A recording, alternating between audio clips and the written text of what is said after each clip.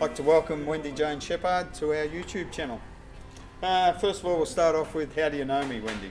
I know you because you came to my studio to have individual art lessons, and which I got to know your work and got to know you, and as much as you learnt a lot from me, I also learnt a lot from you. How, why or where did you discover your passion for art? Goodness, that's a passion that was ignited as a small child, just drawing things. And then it stayed bubbling away for a while. I was also a musician where I'd play the piano. I learned the piano for many years as a child. What is your favourite medium and why? I think I can guess. Oil. It's oil paint. This is why I'm here, is to get more oils. Oils paint, I've done installation work, I've done sculpture, I've done printmaking, I've worked in all sorts of mediums, you name it, I've worked in it. I've done a huge amounts of different kind of work, mixed media, etc. I love drawing and graphite, but for when it comes for really making work really realistic, I love the feel of oil paint because you can move it around. It's forgiving, and I'm also very much a colourist for people. Are you still using just the 5 colours that you taught me? Yes, I think that was the best thing I ever learnt, and that's all I use. Yes, and I've never used black. Amazing. Yep. No, I don't either. Isn't that fantastic? No, you know, and I'm just doing a painting at the moment where I've used quite a bit of black that I've made. Yeah. And it's the best. What gives you your inspiration for art?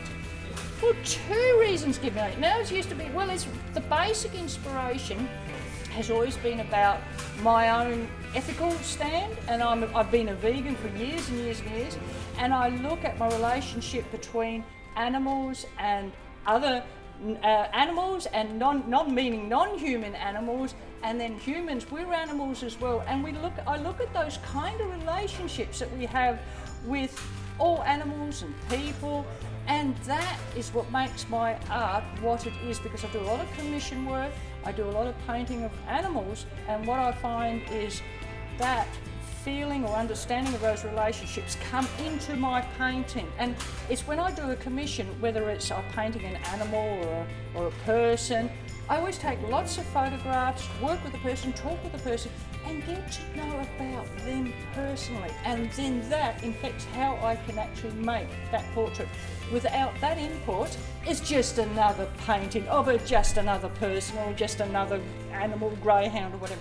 But when you have that relationship with them, and because I take over something like 300 photographs alone, and then I start talking to the person or talking to the animals and getting to really, really know them. So it's all about our relationship to every other living person in this world and how we interrelate with them. That's what my inspiration is. It comes from the soul then. It does come from the soul. Well said. Okay.